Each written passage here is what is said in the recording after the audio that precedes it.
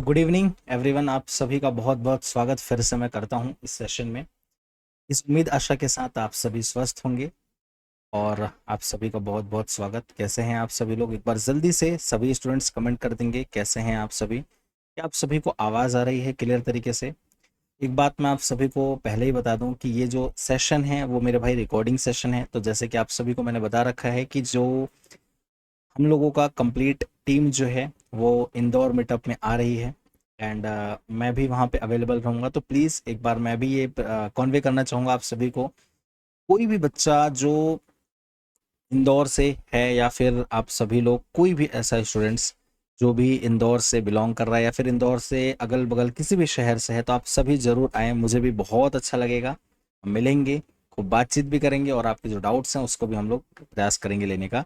और ये recording session है तो आप सभी के कमेंट्स तो मैं नहीं देख पाऊंगा, बट हाँ, क्लास होना सबसे ज़्यादा ज़रूरी है। ये प्रायोरिटी होना चाहिए पढ़ाई। आपकी क्लासेस मैं जो अभी इन बिटवीन अभी तो ले नहीं पाऊंगा क्योंकि इंदौर में रहूंगा मैं। तो फिर आपकी जो क्लास है या संडे को, क्योंकि सैटरडे तक तो मैं वहीं पे रहूंगा, संडे या फिर डायरेक्टली फिर मंडे से रेगुलर क्लासेस स्टार्ट हो जाएंगे। ठीक है मेरे भाई। चलिए तो शुरुआत करते हैं आपके सेशन की। तो फाइनल का अगर कहें तो हम लोग मैक्सिमम जो है करंट अफेयर वाली जो पार्ट थे, आई थिंक 70 से 80 क्वेश्चन हम लोग कर चुके थे। तो अब हम शुरुआत करते हैं उसके आगे, जिससे कि आप सभी लोगों का डे जो करंट अफेयर वाला पार्ट है जल्द से जल्द खत्म हो जाए मई का। फिर इसके बाद हम लोग जो है डेली करंट करंट अफेयर और हम लोग जो जून वाला करंट अफेयर है 10-15 दिन का, उसको हम लोग शुरुआत करेंगे। ठीक है। तो अप्रोक्स अगर हम बात करें साथियों, 70 क्वेश्चन हम लोग आसपास कर चुके हैं, राइट? नहीं, 80 क्वेश्चन कर चुके थे जहाँ तक कि मुझे याद है। यूनेस्को ये भी हो गया था हम लोगों का, ये भी हो गया था। तो ये क्वेश्चंस हमारे जो हैं हो गए थे मुझे जहाँ तक कि याद है। कॉस्मोस 482 वाला भी हो गया था। चलिए आप सभी लोग आंसर करते जाएं फटाफट, जो भी बच्चे हैं। पहले इस सवाल का आंसर करेंगे। आपके पास क्वेश्चन यहाँ पे दिया गया है। क्या आवाज़ आ रही है ना सभी को? कोई किसी प्रकार की कोई दिक्कत तो नहीं है? और एक बात मैं बता दूं, मैं ट्रेन में रहूंगा, बट हाँ मैं आपको पहले बता रहा हूँ इस सेशन में मैं भी लाइव रहूंगा। तो आप सभी को ये सेशन 8 बजे अपलोड हो जाएगी, तो आप सभी लोग ज़रूर देखिए इस सेशन को और कंटिन्यू बेसिस पे आप सभी लोग लाइव रहिए, आंसर देते रहिए। आपको ये बिल्कुल महसूस नहीं होना चाहिए कि आप क्लास के अंदर नहीं हैं। क्लास में मैं भी अवेलेबल हूँ और मैं भी रहूंगा, आंसर करूंगा मैं यहाँ पे। ठीक है। तो आप सभी लोगों का बहुत बहुत स्वागत। आ जाइए सभी स्टूडेंट्स। तो जल्दी से फटाफट आंसर करेंगे। क्वेश्चन है आपके पास। एक सेकेंड एक सेकेंड एक सेकेंड। हमने कहाँ पे कर लिया था, कहाँ तक कर लिया था हमने?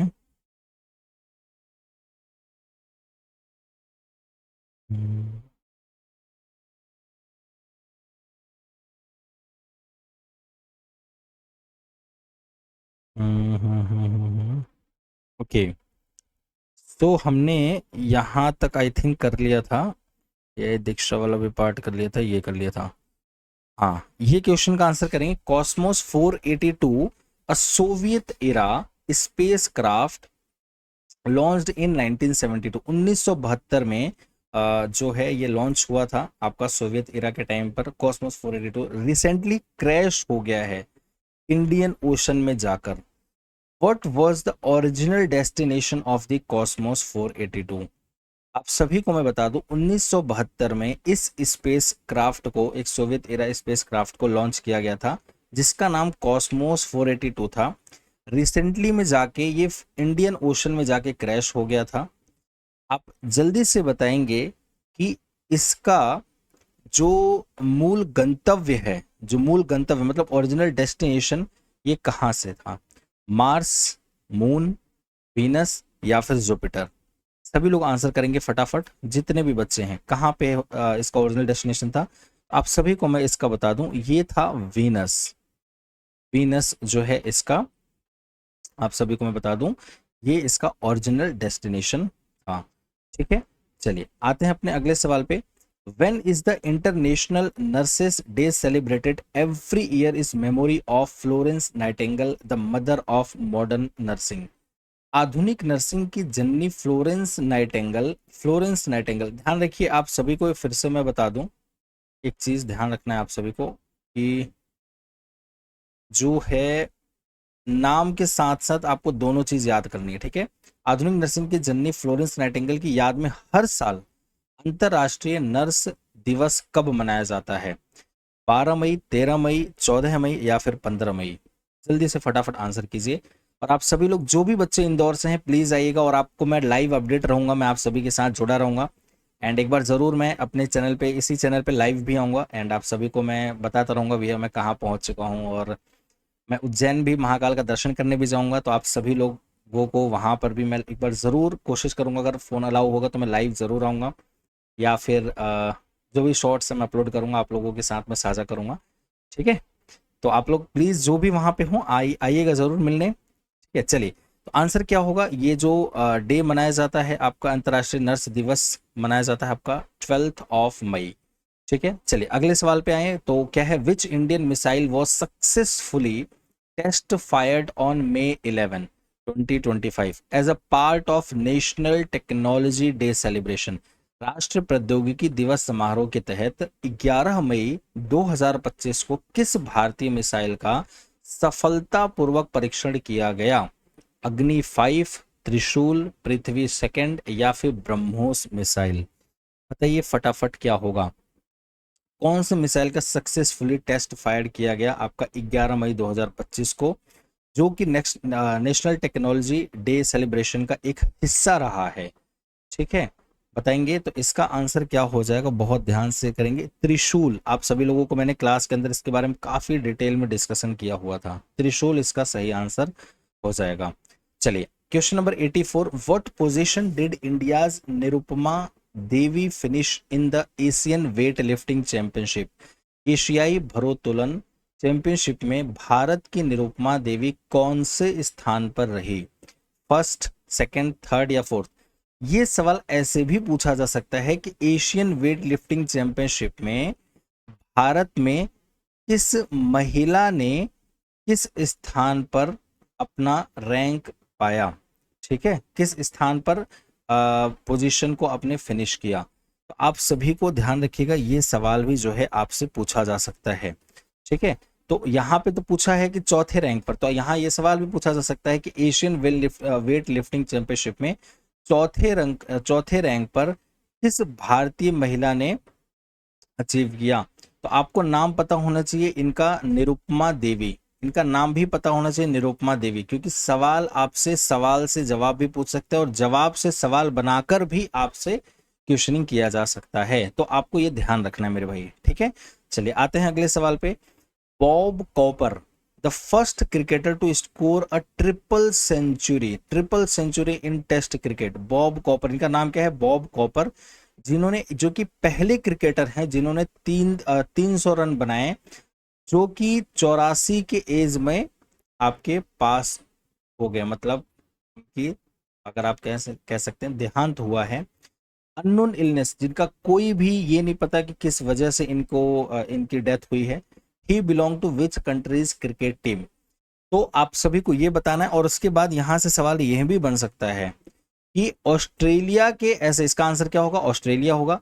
ऑस्ट्रेलिया के ऐसे कौन से बल्लेबाज, जिन्होंने, पहले एक ऐसे बल्लेबाज हैं, क्रिकेटर हैं, जिन्होंने ट्रिपल सेंचुरी बनाई और 84 की एज में इनका देहांत हो गया? तो आप सभी को इनका नाम भी पता होना चाहिए, बॉब कॉपर। इनका नाम क्या है?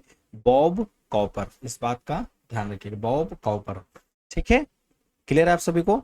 चलिए आगे बढ़ते हैं। Recently Sri Lanka celebrated the holy Vesak Poya across the island. Vesak Poya commemorates which of the following events in the life of Gautam Buddha? हाल ही में श्रीलंका ने पूरे द्वीप में पवित्र विसाख पोया मनाया। पूरे द्वीप में, पूरे आइलैंड में विसाख पोया जो है गौतम बुद्ध के जीवन की निम्नलिखित घटनाओं में से किसकी याद में मनाया जाता है? उनकी जो शिक्षाएं उन्होंने समाज के अंदर अपने टीचिंग्स को दिया उसके बिहाफ पे, या वो जहां जहां भी उन्होंने यात्राएं की उसकी वो चीजें यहाँ पे मिलती है, या फिर उनका जो पहला उपदेश उन्होंने दिया था समाज को अपना वो, या फिर उनके बर्थ, उनके एनलाइटमेंट, जो उन्होंने ज्ञान प्राप्त किया है, या जो उनका निधन हुआ उसके बारे में? बताइए इसका आंसर क्या होगा सभी स्टूडेंट्स? तो आपको मैं यहाँ पे बता दूं, जो वैसाख पोया है ये गौतम बुद्ध के लाइफ की बात करें तो इनके बर्थ और उनको ज्ञान कहाँ से सारी चीजें प्राप्त हुई, क्या क्या ज्ञान हुआ, क्या क्या उन्होंने उपदेश दिए, और क्या कब वो पास आउट हुए, ये सारी की सारी चीजें जो हैं इस वैशाख पोया के अंदर मिलती है। तो ध्यान रखिएगा, यहाँ से भी सवाल अलग अलग बन सकता है, इस बात का आप सभी लोगों ने ध्यान रखना है। ठीक है, where did the 11th round of India European free trade agreement talks begin? Bharat यूरोपीय संघ मुक्त व्यापार समझौते की 11वीं दौर की वार्ता कहाँ शुरू हुई? नई दिल्ली में, पेरिस में, ब्रुसेल में, बर्लिन में। और एक बात ध्यान रखिएगा, ये भी आपने ध्यान रखना है कि ये जो वार्ता हुई है किसके बिहाफ पे हुई है? तो Indian European union free trade agreement पे हुई है।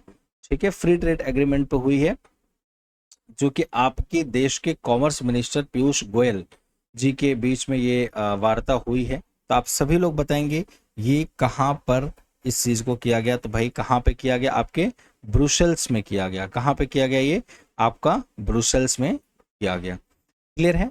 चलिए आते हैं अपने अगले सवाल पे।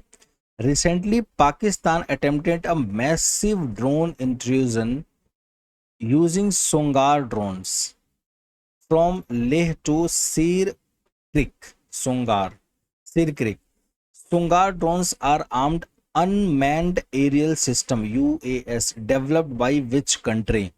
हाल ही में आप सभी को पता होना चाहिए, इसके बिहाफ पे भी बहुत न्यूज आप सभी को मैंने बताया था कि जब ऑपरेशन सिंदूर चल रहा था उस समय पे बहुत सारी चीजें खुलकर आई कि कौन एक्चुअल में पाकिस्तान के साथ है और कौन भारत के साथ है।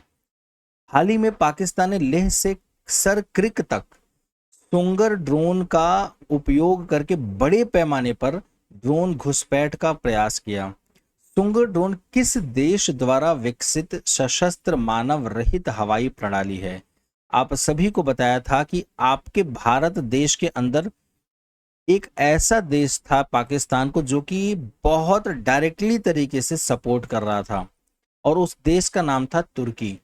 आप सभी को याद हो, यहाँ पे इतना बड़ा भूकंप आया था तो इंडिया इसके लिए बहुत ही अच्छे अच्छे स्टैंड्स लिए और काफी अच्छा हेल्प किया टर्की को। लेकिन इसी तुर्की ने पाकिस्तान को, जो कि इतना बड़ा धर्म के नाम पर पहलगाम में आतंक के द्वारा इतने हमारे 26 लोगों को, आम लोगों को मार दिया जाता है, और फिर भी ऐसे देश को इस तुर्की ने सपोर्ट किया। और ऐसे बहुत सारे ड्रोन, जितने मैक्सिमम ये जो आप देख पा रहे हैं सर क्रिक पे, जितने भी लेह पे हमले हुए इस सोंगर ड्रोन का इस्तेमाल करके, इस सब तुर्की के आपके तुर्की के थे। तो आप समझ सकते हैं ये तुर्की किस तरीके से यहाँ पे पाकिस्तान का साथ दिया। इसी वजह से जो है आपका देश के अंदर जो टर्किश सामान है, जो टर्किश कोई भी मतलब अगर कोई सामान को प्रेफर कर रहा है तो उसके ऊपर बैन लगना चाहिए। टर्किश जो एयरलाइंस यहाँ पे हमारे देश के अंदर जो भी एमओयू थे, मेमोरेंडम ऑफ एसोसिएशन जिनके साथ भी थे, उनको भी कैंसिल कर दिया गया डीजीसीए के द्वारा। तो क्यों? कारण क्या रहा कि टर्की जो है डायरेक्टली तरीके से पाकिस्तान का हेल्प कर रहा था, वो भी हमसे लड़ाई करने में। आप समझ सकते हैं। ठीक है, बताएंगे अगले सवाल का। Which state UT legislative assembly became India's first fully solar powered legislative assembly in May 2025? मई 2025 में कौन सा राज्य केंद्र शासित प्रदेश की विधानसभा भारत की पहली पूर्ण और ऊर्जा संचालित विधानसभा बन गई? महाराष्ट्र, दिल्ली, गुजरात या जम्मू एंड कश्मीर? बताइए क्या होगा आप सभी का आंसर, जल्दी से फटाफट बताएंगे। विच स्टेट या फिर union legislative assembly became India's first fully solar powered है? पूरी तरीके से इसके अंदर सोलर पावर का इस्तेमाल किया गया है। चाहे एसी चलेगी, लाइट चलेगी, कुछ भी चीज यूज होगा तो वो कंप्लीटली जो है सोलर पावर का यूज करके किया जाएगा। ठीक है, तो आंसर बताएंगे क्या होगा इसका मेरे भाई आप सभी लोग, जल्दी से फटाफट। बिल्कुल भाई, दिल्ली आपका इसका बिल्कुल सही आंसर हो जाएगा। ठीक है, दिल्ली आपका बिल्कुल सही आंसर हो जाएगा। ठीक है, दिल्ली आपका बिल्कुल सही आंसर हो जाएगा। क्लियर है? ध्यान रखिए। आते हैं अपने अगले सवाल पे। What is the main M of Delhi police नई दिशा इनिशिएटिव? आप सभी को ये क्लास के अंदर मैंने बड़ा अच्छा बताया था और मुझे बहुत खुशी हुई थी इस बात को जानकर के दिल्ली पुलिस ने इस एम को लेकर आए, और इस नई दिशा जो एम है, ये जो नई दिशा इनिशिएटिव है आप कह लीजिए, इस नई दिशा इनिशिएटिव के अंदर ये जो एम रखा गया, रियली बता रहा हूँ, मुझे जानकर बहुत खुशी हुई। तो आप सभी को मैंने क्लास के अंदर बताया था कि ये जो नई दिशा इनिशिएटिव है, इसके अंदर दिल्ली पुलिस घर घर दिल्ली के लोगों के तक जाएगी, जो वहां पे दिल्ली में रह रहे हैं घर घर पे जाएगी, और वहां पे जो भी ऐसे बच्चे रहे हैं जो कि किसी भी रीजन की वजह से, कोई भी ऐसा रीजन रहा हो जिसके वजह से उन्होंने स्कूल ड्रॉप आउट कर लिया हो, मतलब पढ़ाई लिखाई जो है अपना छोड़ दिया हो किसी भी रीजन की वजह से, तो उनको जो है ये लोग एनकरेज करेंगे कि आपको फ्री एजुकेशन दिया जाएगा, आपको फैसिलिटीज प्रोवाइड की जाएंगी, आपको प्रिविलेजेस दिए जाएंगे, आप दोबारा से पढ़ाई कीजिए। एक बात ध्यान रखिए, किसी भी देश की अगर बर्बादी और अच्छाई का कारण होता है तो उसका सबसे बड़ा कारण होता है शिक्षा। जिस देश की शिक्षा जितनी अच्छी होती है वह देश उतना ही ज्यादा डेवलप होता है, क्योंकि शिक्षा वो शेरनी का दूध है जो एक बार पी लिया तो वो जीवन भर आपके साथ रहती है।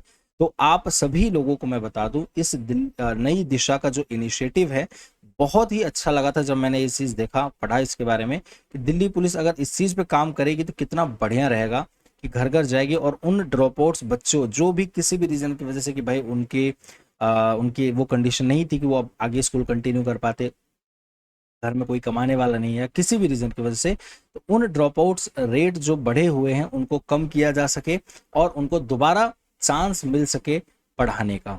समझ में आ रही है बात? चलिए आते हैं अगले सवाल पे। Which zoo is set to become India first zero waste zoological park? कौन सा चिड़ियाघर भारत का पहला जीरो वेस्ट प्राणी उद्यान बनने जा रहा है? नंदनकनन जूलॉजिकल पार्क, मैसूरू जू, नेहरू जूलॉजिकल पार्क, कमला नेहरू प्राणी संग्रहालय। बताइए क्या होगा आंसर, बताइए क्या होगा आप सभी का आंसर इसका। तो आप सभी को बता दूं कौन सा ऐसा चिड़ियाघर है जो भारत का पहला जीरो वेस्ट प्रणाली आपका जो है आप कह लीजिए जूलॉजिकल पार्क बनने जा रहा है। तो आप सभी का आंसर होगा मेरे भाई कमला नेहरू प्रणाली संग्रहालय। क्या होगा? कमला नेहरू प्रणाली संग्रहालय, कमला नेहरू प्राणी संग्रहालय, ध्यान रखिएगा इसका नाम। अब आप सभी को यह भी बताना है कि भारत का ऐसा पहला जीरो वेस्ट कमला नेहरू प्रणाली संग्रहालय जो है, नहीं नहीं सॉरी,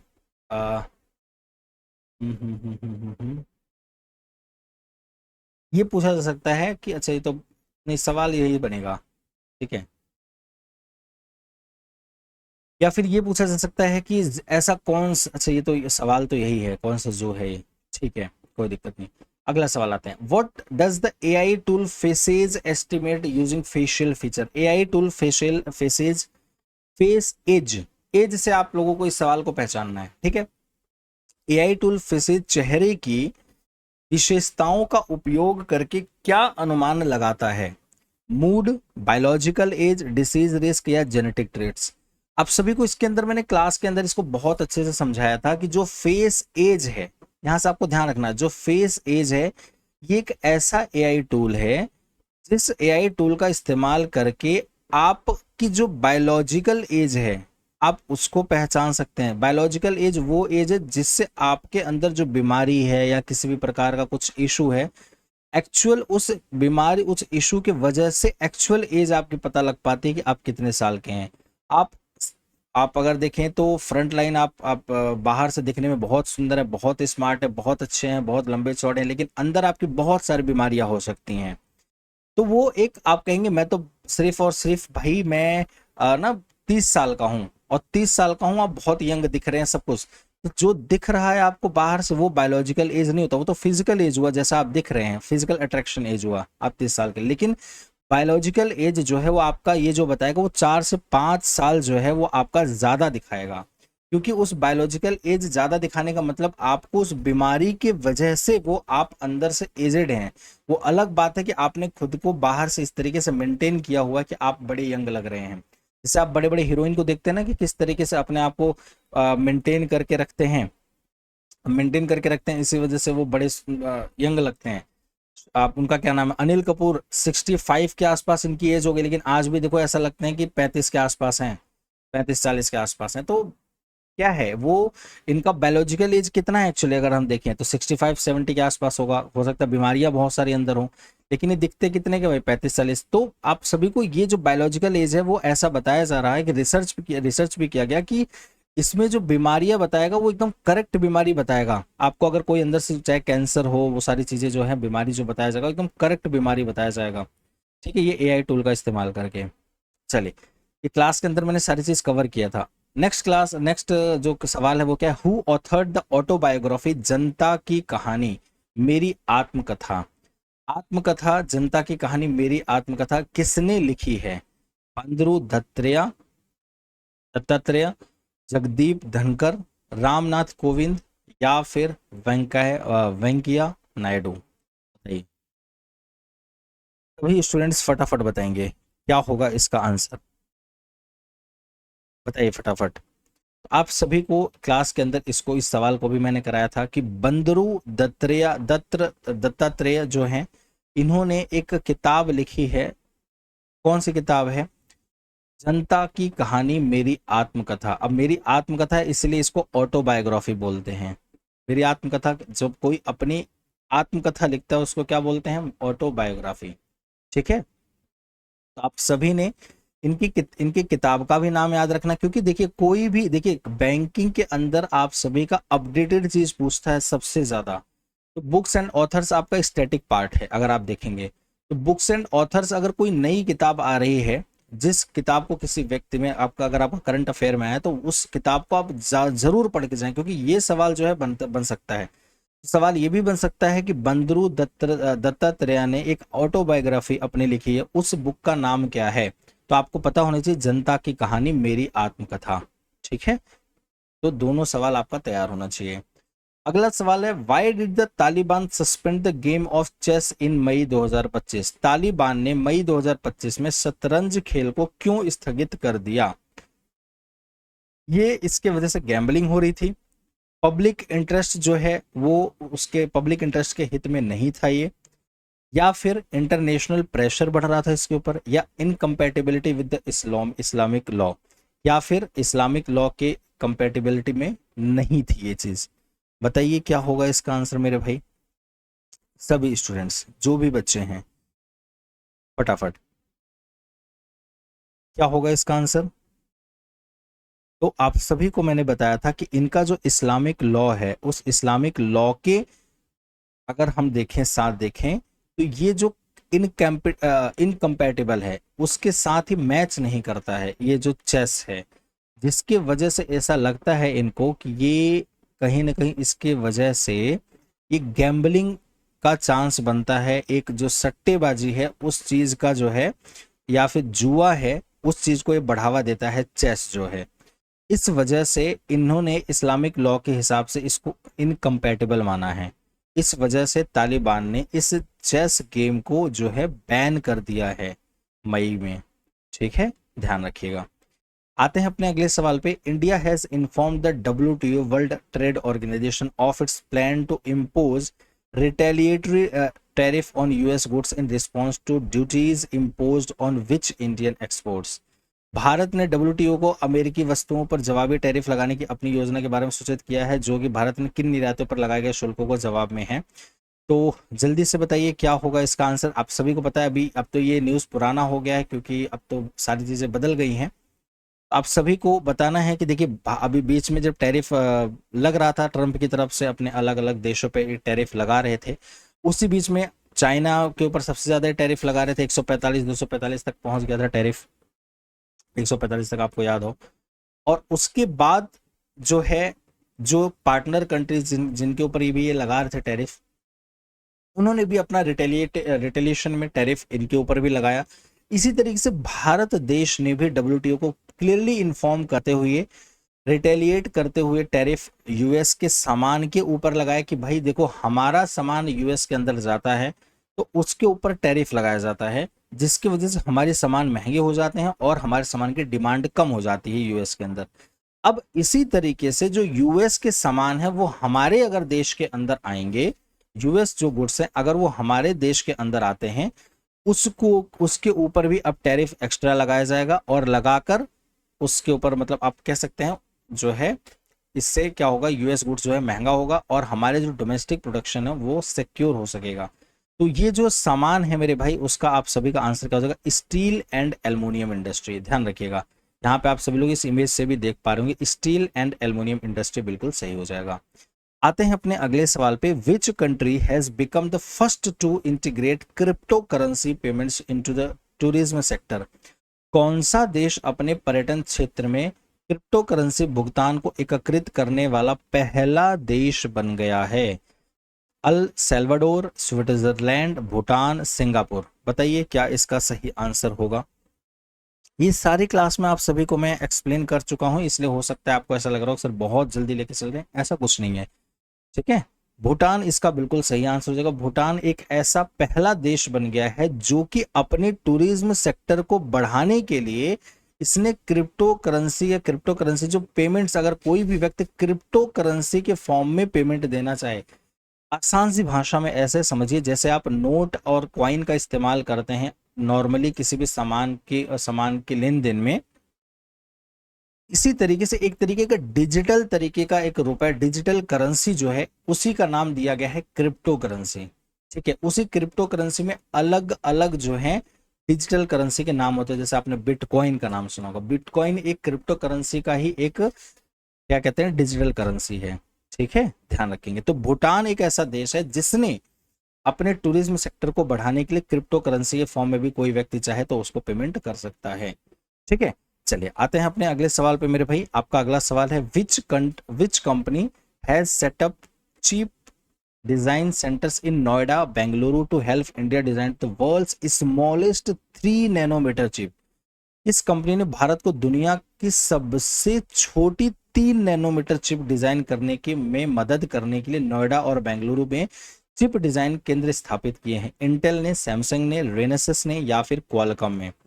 आप सभी को मैंने ये क्लास के अंदर बहुत अच्छे से समझाया था कि रेनेसिस एक आपकी जापानीज कंपनी है, ये एक आपकी क्या है जापानीज कंपनी है, और अभी तक ये जो है 5 mm तक जो है ये चिप बनाते थे।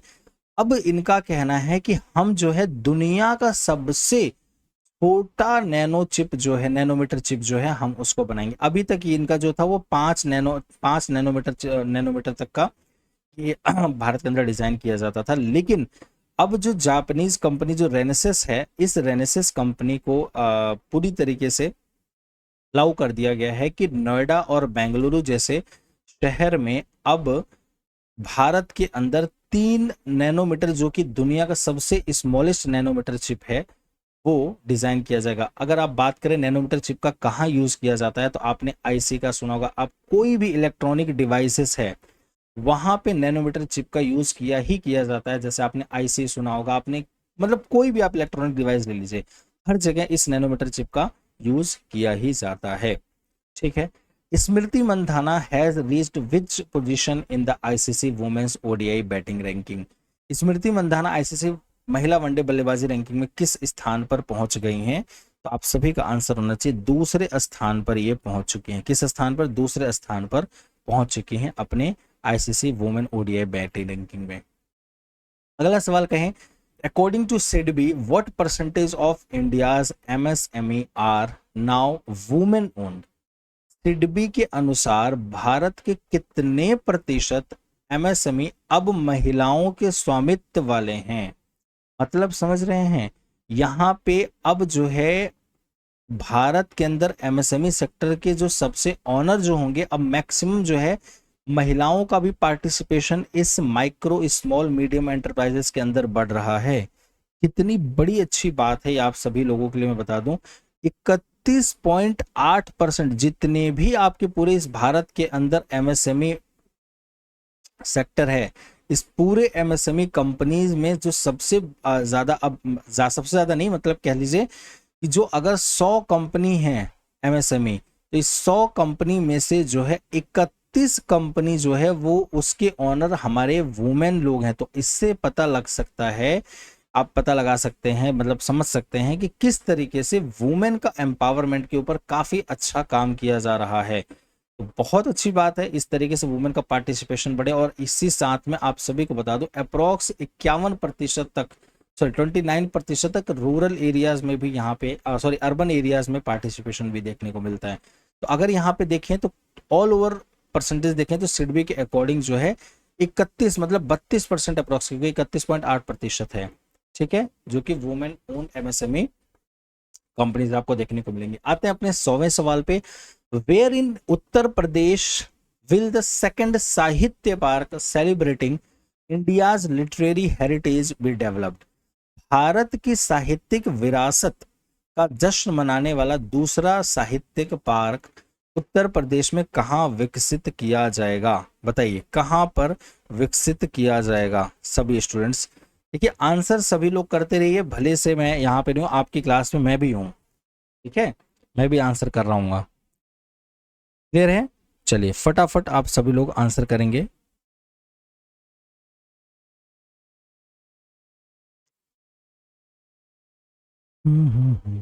आज मुझे लगता है कि आप तक मेरी जो वॉइस आ रही है वो एकदम क्लियर आ रही होगी, किसी प्रकार की कोई समस्या नहीं होगी। बताइए क्या अभी आप सभी को आवाज बहुत अच्छे से आ रही है? किसी प्रकार की कोई समस्या तो नहीं है मेरे भाई? ठीक है, तो आंसर क्या होगा इसका आप सभी लोगों को क्लास के अंदर मैंने समझाया हुआ था बहुत अच्छे से आप सभी स्टूडेंट्स को। इसका आंसर हो जाएगा आपका लखनऊ। नवाबों का शहर कहा जाता है इसको, और ये है आपकी उत्तर प्रदेश की राजधानी लखनऊ। ठीक है, आते हैं अपने अगले सवाल पे। Which state made M sand mandatory? क्या बनाया गया है? एम सैंड बनाया गया है, मैंडेटरी कर दिया गया है for all government and semi government construction projects. किस राज्य ने सभी सरकारी और अर्ध सरकारी निर्माण परियोजनाओं के लिए एम सैंड को अनिवार्य कर दिया गया है? कर्नाटका, तमिलनाडु, महाराष्ट्र या फिर आंध्र प्रदेश? इसके बारे में मैंने क्लास में बहुत अच्छे से डिस्कस किया था, ध्यान से समझिए इसमें क्या था।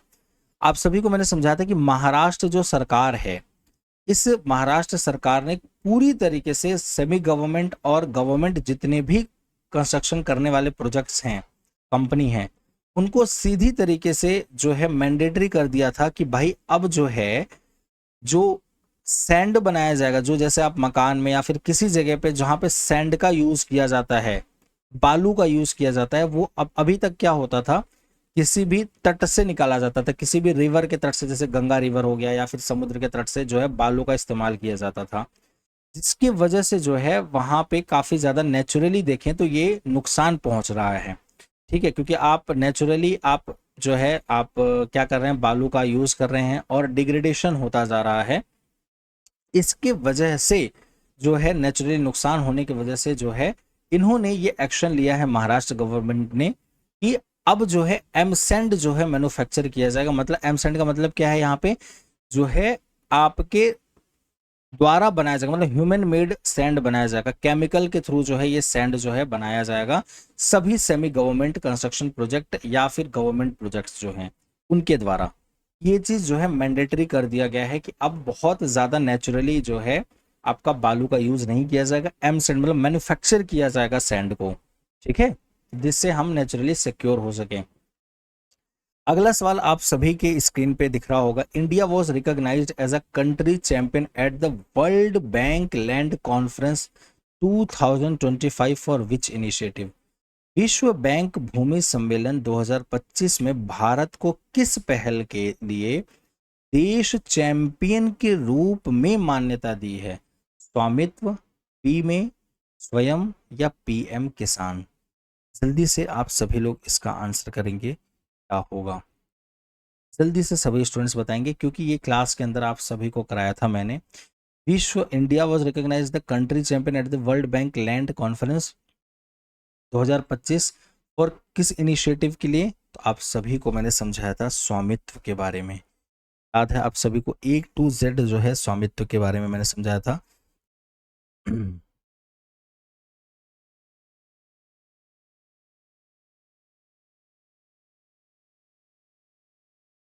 क्लियर है आप सभी को? कोई परेशानी तो नहीं किसी प्रकार की? किसी को अगर कुछ इशू है तो बताएंगे। कोई भी बच्चे को पता है स्वामित्व का फुल फॉर्म क्या होता है? किसी भी स्टूडेंट्स को पता है स्वामित्व का फुल फॉर्म क्या होता है? स्वामित्व का फुल फॉर्म होता है मेरे भाई, जिसको पता है वो लिखेंगे, अदरवाइज मैं लिख देता हूं यहाँ पे। Survey of villages, survey of villages and mapping with improvised ध्यान रखिए, क्योंकि भाई आपसे सवाल जो पूछा जा सकता है वो आपसे ये सवाल भी पूछा जा सकता है, टेक्नोलॉजी इन विलेजेस एरिया, इसका फुल फॉर्म क्या है?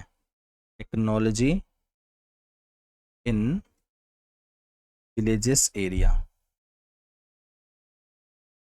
Villages area.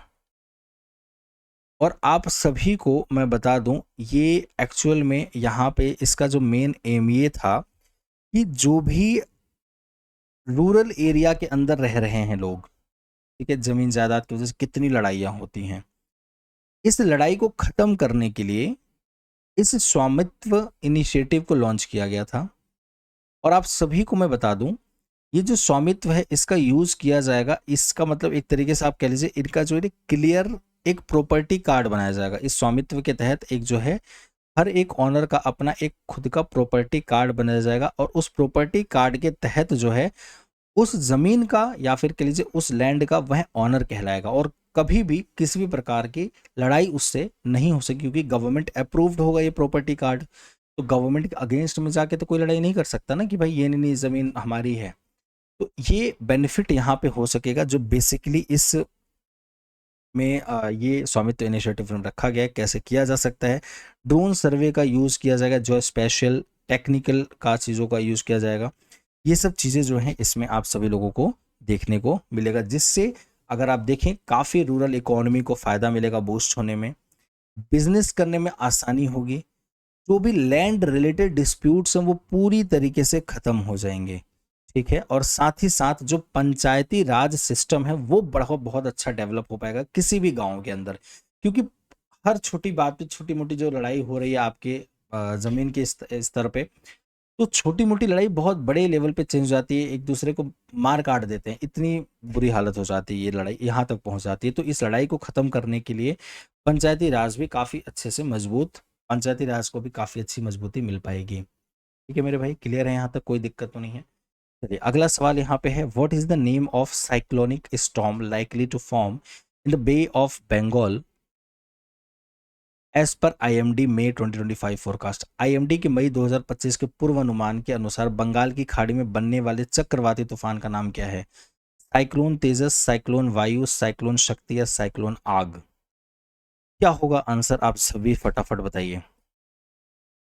ये एक सवाल आपसे पूछा जा सकता है, ये बात ध्यान रखिएगा, सवाल ये आपसे पूछा जा सकता है, ठीक है। तो आप सभी को बताया था मैंने, साइक्लोन शक्ति जो है ये इस वाले साइक्लोन स्टॉर्म, साइक्लोनिक स्टॉर्म का नाम रखा गया है, जो कि बे ऑफ बंगाल में उठने की उम्मीद है, ठीक है। ध्यान रखिए, साइक्लोन शक्ति। Who among the following has become the first Buddhist chief justice of India? निम्नलिखित में से भारत के पहले बौद्ध मुख्य न्यायाधीश बने हैं कौन? दीपक मिश्रा, संजीव खन्ना, डीवाई चंद्रचूड़ या फिर आपके बी आर गवई? बताइए क्या होगा इनका आंसर? आपको रिसेंट में ही जस्ट इनको बनाया गया है, आंसर क्या होगा? B R Gavai. इसके पहले आपके डीवाई चंद्रचूड़ जी थे, ठीक है, ध्यान रखेंगे। आते हैं अपने अगले सवाल पे, which country recently expressed interest in joining China's belt and road initiative on May 14, 2025? हाल ही में किस देश ने 14 मई 2025 को चीन की बेल्ट एंड रोड पहल में शामिल होने में सहमति व्यक्त की है?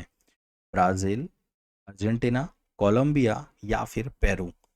बताइए फटाफट आंसर क्या होगा इसका मेरे भाई, सभी लोग। आप सभी को पता होना चाहिए, इसका आंसर क्या हो जाएगा? कोलंबिया। इसका आंसर क्या हो जाएगा? कोलंबिया इसका बिल्कुल सही आंसर हो जाएगा, ठीक है। कोलंबिया जो है इसको और भी ज़्यादा डेवलप करने के लिए जो है चाइना के जो बेल्ट है ओबोर नाम का, जिसको आपने देखा होगा, रोड इनिशिएटिव, एक बहुत बड़ा रोड बेल्ट चाइना बेल्ट अपना तैयार कर रहा है, अपने और भी ज़्यादा एक्सपोर्ट को इजी बनाने के लिए अलग अलग कंट्रीज़ के अंदर। इसमें इंटरेस्ट जताया है कोलंबिया ने कि हम इसमें डेवलप करने में पूरी मदद करेंगे, ठीक है। चलिए आते हैं अपने अगले सवाल पर। आप सभी को बता दूं, which organisation developed the nanoporous polymeric membrane for sea water desalination? समुद्री जल विलवणीकरण के नैनोपोरस पॉलीमेरिक झिल्ली किस संगठन ने विकसित की है? डीआरडीओ ने, इसरो ने, एचएएल ने या बार्क ने? बताइए फटाफट आंसर क्या होगा इसका। 110 क्वेश्चन करेंगे, फिर इसके बाद क्लास को हम लोग एंड करेंगे मेरे भाई। ठीक है, 110 क्वेश्चन के बाद क्या होगा, आप सभी लोग आंसर बताएंगे। तो आंसर होगा इसका डीआरडीओ। डीआरडीओ ने, इस ऑर्गेनाइजेशन ने आप सभी को डेवलप किया एक नैनोपोरस पॉलीमेरिक मेम्ब्रेन, जो कि सी वाटर डिसैलिनेशन के अंदर यूज किया जाएगा। जैसे आप सभी को मैंने बताया था, ये जो डिसैलिनेशन का मतलब है, जो खारा पानी है, पानी जो इतना ज़्यादा खारा है, एक ऐसा पॉलीमेरिक नैनोपोरस यूज किया जाएगा जिसको कंप्लीटली तरीके से ये जो सलाइन वाटर को डीसलाइन कर देगा, खारे वाटर को जो है वो प्योर वाटर में जो है ये बदल देगा। ठीक है, ये जो nanoporous polymeric membrane for sea water desalination के लिए नैनोपोरस पॉलीमेरिक मेम्ब्रेन जो है ये बनाया गया है। ठीक है, क्यों बनाया गया है? सी वाटर डिसैलिनेशन के लिए। किसके द्वारा बनाया गया है? डीआरडीओ के द्वारा। क्या बनाया गया है? नैनोपोरस पॉलीमेरिक मेम्ब्रेन। तो तीनों चीज आपको पता होना चाहिए। क्यों बनाया गया है? सी वाटर डिसैलिनेशन। क्या बनाया है? नैनोपोरस पॉलीमेरिक। इसके द्वारा बनाया गया है? डीआरडीओ के द्वारा। ठीक है, चलिए आते हैं अगले सवाल पे। Where did the Pushkar Kumbh start May 14 after 12 years in Uttarakhand? 12 साल बाद 14 मई को उत्तराखंड में कहाँ शुरू हुआ पुष्कर कुंभ? मण विलेज, चमोली, चमोली में, हरिद्वार में, मसूरी या फिर ऋषिकेश में? बताइए क्या होगा इसका आंसर। तो आप सभी को बताना है इसका, जल्दी से आंसर क्या होगा। माना विलेज आपका बिल्कुल सही आंसर होगा। ठीक है, माना विलेज आपका बिल्कुल सही आंसर हो जाएगा। क्लियर है, चलिए आते हैं अगले सवाल पे। Who was recently awarded the honorary rank of Lieutenant Colonel in the Territorial Army? ये फटाफट क्या होगा आंसर।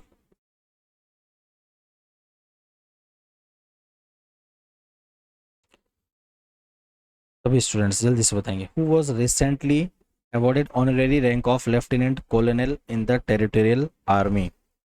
क्या आप सभी का आंसर होगा? सभी स्टूडेंट्स बताइए जल्दी से।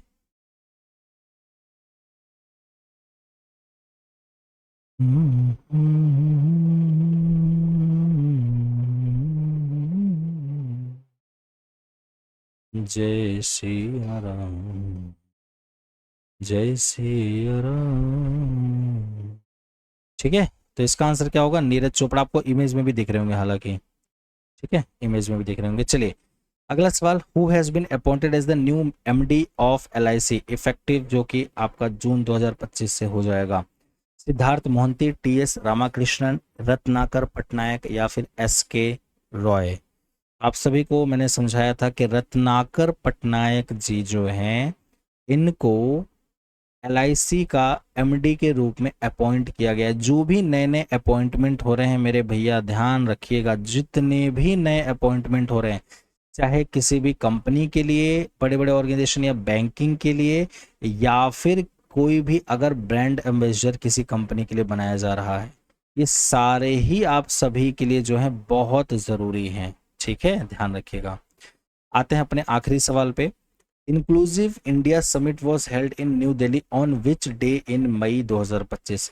मई 2025 में किस दिन नई दिल्ली में समावेशी भारत शिखर सम्मेलन आयोजित किया गया? 15 मई, 16 मई, 17 मई या 18 मई? बताइए फटाफट। Inclusive India summit was held in New Delhi on which day in May 2025? किस दिन पर इसको आयोजित किया गया? 15 मई को, 16 मई को, 17 या फिर 18 मई को? बताइए।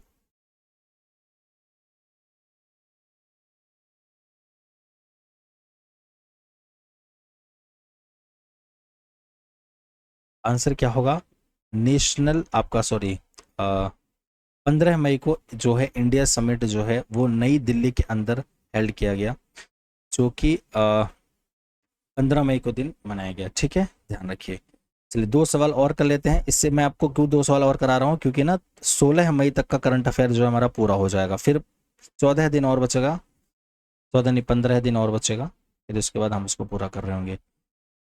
111 नंबर का क्वेश्चन का आंसर करेंगे। On May 14 2025 the United States signed economic deals worth $243.5 billion which Middle Eastern country.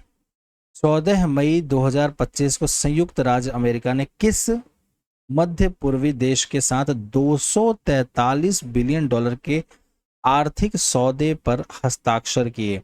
और आप सभी को मैं बता दूं, अभी इसी देश में आप सभी को पता है बहुत बड़ा जो अमेरिका का सबसे बड़ा एयर एस अल उदाइन जो है, आप सभी ने अभी जस्ट सुना होगा, ईरान के द्वारा 6 मिसाइलें दागी गई थी इस अल उदाइन में। आप सभी को पता है ये जो अल उदाइन सबसे बड़ा एयर बेस है इस पूरे मिडिल ईस्ट का। इस पूरे मिडिल ईस्ट कंट्री की अगर हम बात करें तो ये अल उदाइन जो है इस सबसे बड़ा एयर बेस है यूएस का। कहाँ का है? यूएस का सबसे बड़ा एयर बेस है मिडिल ईस्ट में। और अगर ये कहाँ है तो आपके ये दोहा है, दोहा में है। और ये दोहा क्या है?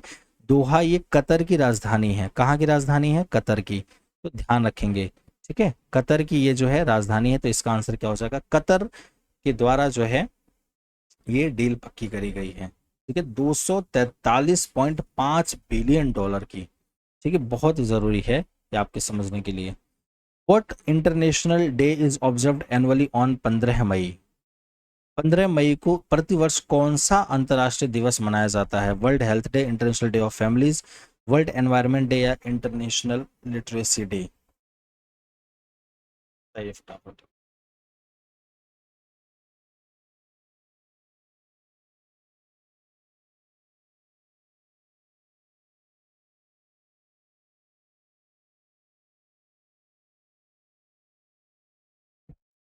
बताइए, वर्ल्ड हेल्थ डे या फिर आप सभी का क्या होगा answer? International day of families या फिर आप सभी लोगों का वर्ल्ड एनवायरनमेंट डे या फिर इंटरनेशनल लिटरेसी डे? जल्दी से फटाफट बताएंगे।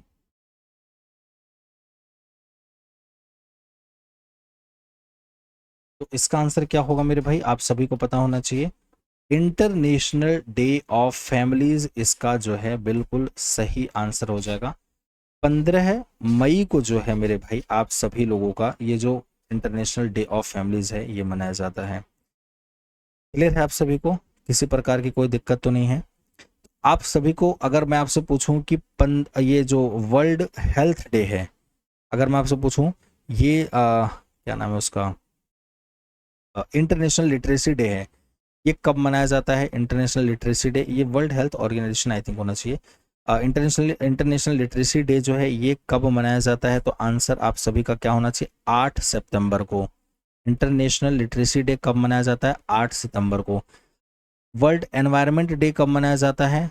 वर्ल्ड एनवायरनमेंट डे कब मनाया जाता है? जल्दी से बताइए, थोड़ा सा आप सभी लोग जानते हैं। हर 5 जून को वर्ल्ड एनवायरनमेंट डे मनाया जाता है। एनवायरनमेंट डे कब मनाया जाता है? 5 जून को हमेशा आप सभी का एनवायरनमेंट डे जो है ये मनाया जाता है, ध्यान रखिएगा। और आप सभी का अप्रॉक्स जो वर्ल्ड हेल्थ डे है ये कब मनाया जाता है? आपका 7 अप्रैल को। 7 अप्रैल को जो है वर्ल्ड हेल्थ डे मनाया जाता है। आप सभी को सारी चीज़ें लिखना है। World health day 7 April, international day of families जो है वो 15 मई, ठीक है, 15 मई। और इसी तरीके से वर्ल्ड एनवायरनमेंट डे 5 जून, इंटरनेशनल लिटरेसी डे 8 सितंबर। तो 4 सवाल यहाँ से आप सभी के तैयार हो गए हैं, ठीक है। चलिए आज के लिए इतना ही करते हैं, बाकी चीज़ें करेंगे नेक्स्ट क्लास में। कुछ क्वेश्चंस और बचे हैं उनको भी हम जल्द से जल्द कवर कर लेंगे। चलिए आप सभी का बहुत बहुत धन्यवाद। आप सभी लोग ऐसे ही साथ में रहें। और जो भी बच्चे टेलीग्राम चैनल ज्वाइन नहीं किए हैं, आप सभी पीडीएफ नोट्स के लिए आप टेलीग्राम चैनल ज्वाइन कर लीजिएगा। इस चैनल को ज्वाइन कर लीजिए, अभिषेक सर ऑफिशियल। कैसे लगी क्लास आप सभी लोग कमेंट करके ज़रूर बताएं। और आप सभी जो भी इंदौर से बिलोंग करते हैं प्लीज़ आइएगा, मुझे भी बहुत अच्छा लगेगा। मिलेंगे आप सभी लोग। देवी अहिल्याबाई यूनिवर्सिटी में आप सभी से मुलाकात होगी ऑडिटोरियम में। चलिए आप सभी का बहुत बहुत धन्यवाद। मिलते हैं आप सभी से अगली क्लास में। जब तक के लिए अपना ख्याल रखिए। और अगर क्लासेस नहीं हो पा रही हैं तो बिल्कुल टेंशन मत लीजिएगा, क्योंकि आप सभी को मैंने बताया कि आज मैं निकल रहा हूँ 2-3 दिन तक जो है यहाँ पे मैं टूर पे रहूँगा, यहाँ पे इंदौर में। तो लाइव रहूँगा, बीच में कुछ और होंगे बट सेशन होना बड़ा मुश्किल है। और जो रिकॉर्डिंग्स हैं वो आपको धीरे धीरे मिल जाएंगे। बाकी चलिए मिलते हैं आप सभी से अगली क्लास में। आप सभी को बहुत बहुत धन्यवाद। जय हिंद।